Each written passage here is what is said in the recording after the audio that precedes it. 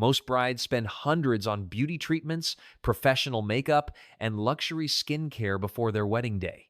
But Amish brides follow completely different rules. No perfumes, no cosmetics, no fancy products.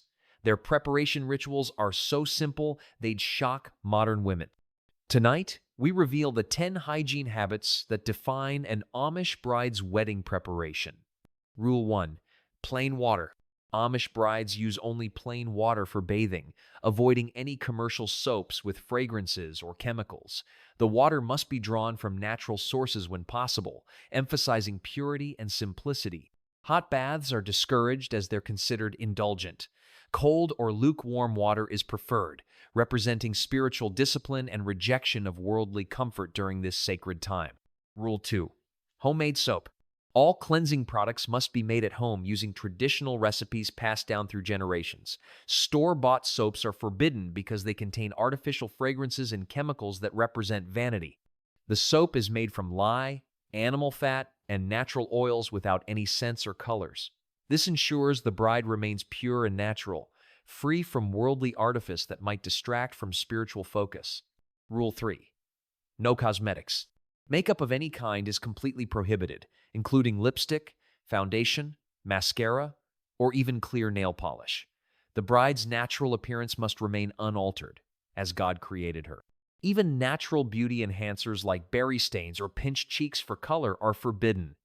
This rule extends to skincare products, no moisturizers, face creams, or anti-aging treatments. The bride must present herself exactly as she naturally appears, without any artificial enhancement whatsoever. Rule 4. Hair washing. Hair must be washed using only homemade soap, never commercial shampoo or conditioner. The washing occurs exactly 3 days before the wedding to allow natural oils to return, but not so close that hair appears greasy. Hair cannot be styled, curled, or treated with any products that might enhance its appearance. After washing, it must air dry naturally without the use of heated tools. The hair is then braided in the traditional manner and covered completely with the prayer covering. No hair ornaments, pins with decorative elements, or anything that might draw attention to the hair's beauty are permitted. The goal is complete modesty and simplicity, ensuring that physical appearance doesn't become a source of pride or vanity. This practice symbolizes the bride's submission to God's design and rejection of worldly beauty standards that emphasize outward appearance over inner spiritual condition. Rule 5. Nail care. Fingernails must be kept short and completely natural, with no polish, treatments, or artificial enhancement of any kind. Nail biting is discouraged, but chemical nail hardeners or growth treatments are forbidden. Cuticles must be maintained using only natural oils, like those used for cooking. Never commercial cuticle creams or treatments. Filing is done with simple tools, creating practical rather than decorative shapes. Buffing or shining is prohibited as it creates artificial appearance enhancement. Toenails follow the same rules and must remain completely natural and unadorned. Even clear protective coatings are forbidden because they alter the nail's natural state. The hands and feet must represent honest work and practical living rather than leisure or vanity.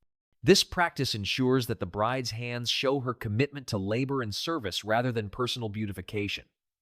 Calluses and work-worn skin are considered more valuable than smooth, pampered hands. Rule 6. Teeth cleaning. Dental hygiene follows traditional methods using salt, baking soda, or homemade tooth powder rather than commercial toothpaste. Teeth whitening of any kind is strictly forbidden, even natural methods like charcoal or hydrogen peroxide. The natural color of teeth, regardless of staining from coffee or natural foods, must be accepted as God's design. Dental floss can be used but must be plain and unscented. Mouthwash is prohibited because it often contains alcohol and artificial flavoring. Breath freshening must come from natural sources like chewing herbs or avoiding strong flavored foods, not from mints or gum. Professional dental cleanings are discouraged unless medically necessary, as they're seen as vanity treatments. The goal is functional dental health rather than aesthetic improvement. This approach emphasizes that oral care should serve practical health purposes rather than creating an artificially perfect smile for the wedding day. Rule 7. Body scents. No perfumes, body sprays, scented lotions, or artificial fragrances of any kind are permitted. The bride must smell completely natural, without any enhancement or masking of body odor. Deodorants and antiperspirants are forbidden because they alter the body's natural state and contain chemicals. Natural body scent is considered part of God's design and shouldn't be modified. Strong-smelling foods like garlic or onions are avoided for several days before the wedding, but this is practical consideration rather than artificial enhancement. Scented soaps, shampoos, or any products that leave lasting fragrance on the body are strictly prohibited. Even naturally scented items like lavender sachets in clothing are forbidden. The bride's natural scent, whatever it may be, is considered appropriate and pure. This rule ensures that physical attraction is based on genuine compatibility rather than artificial enhancement. The absence of artificial scents symbolizes honesty and authenticity in the marriage relationship. Rule 8. Clothing preparation. All undergarments must be plain white cotton without lace, decorations, or any ornamental elements.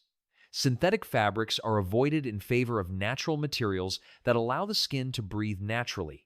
The wedding dress itself must be sewn by hand using traditional patterns, with no modern conveniences like zippers or synthetic threads. Elastic is discouraged in favor of drawstrings and natural fastenings. Undergarments are washed using the same homemade soap used for personal bathing, ensuring no artificial fragrances or chemicals touch the skin. New clothing is avoided. Garments should be practical items that will be worn again after the wedding. The bride cannot wear anything specifically purchased for beauty or special occasion purposes. All clothing must serve practical functions and represent modesty rather than attraction. Tight-fitting garments that accentuate body shape are forbidden. The goal is complete coverage and modesty that honors God rather than drawing attention to physical form. Rule 9. Sleep preparation. The night before the wedding, the bride must sleep on plain, unscented bedding with no special preparations or comfort items. Silk, satin, or luxurious fabrics are forbidden in favor of simple cotton or linen. No special pillows, comfortable mattresses, or bedroom enhancements are permitted. The sleeping area must be practical and simple, not designed for comfort or romance.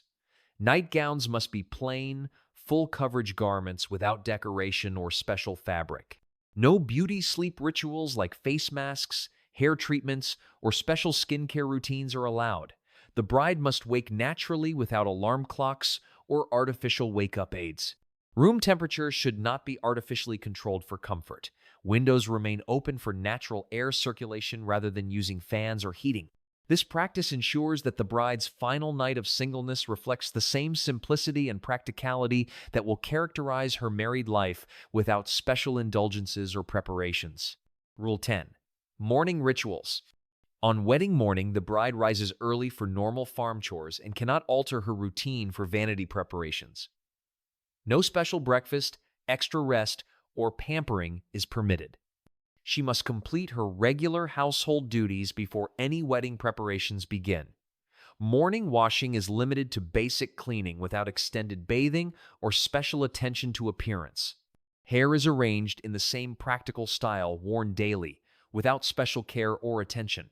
The bride cannot spend extra time in front of mirrors or focus on her appearance beyond basic cleanliness. No last-minute beauty adjustments, pinching cheeks for color, or attempts to enhance natural features are allowed. She must dress in her wedding garments without ceremony or special assistance. The morning routine emphasizes that marriage is about practical partnership and spiritual commitment rather than romance or physical attraction. This approach ensures that the wedding day begins with focus on duty and service rather than personal appearance or emotional excitement. Community inspection. Before the wedding, church elders inspect the bride to ensure she has followed all hygiene and appearance rules correctly. This inspection covers everything from nail length to hair arrangement to ensure complete compliance with community standards. The bride must stand before female church leaders who examine her clothing, cleanliness, and overall appearance for any signs of vanity or rule breaking. Any violation results in delayed wedding and additional instruction periods.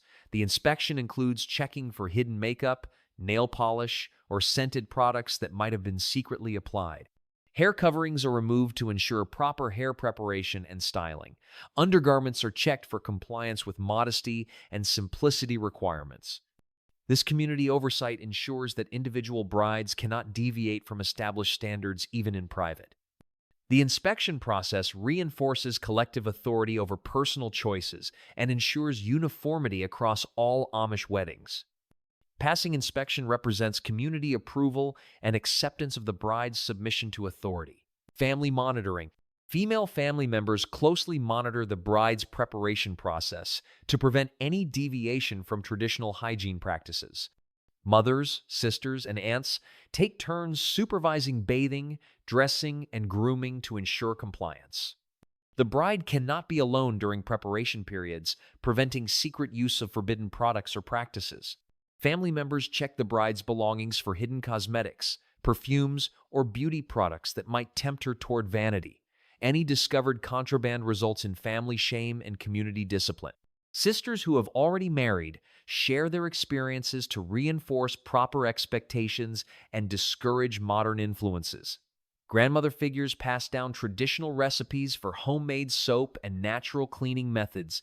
The collective monitoring system ensures that community standards override individual desires or modern influences. This family oversight represents the communal nature of Amish life, where personal choices become community concerns. The bride learns that her appearance choices affect not just herself, but her entire family's reputation within the community. Symbolic meaning. Each hygiene restriction carries deep symbolic meaning about spiritual purity and rejection of worldly vanity.